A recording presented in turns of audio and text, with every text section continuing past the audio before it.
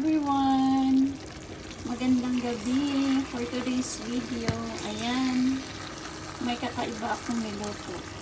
Ayan yung tinatayuang adobo, pork adobo, nilagyan ko siya ng corn and then yung crab balls. Ayan.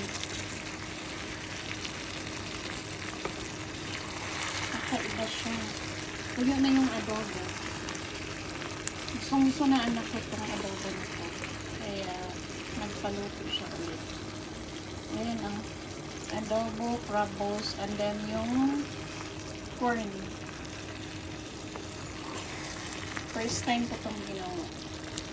Na nagluto ako nitong ganitong klaseng adobo na may crab balls at saka corn.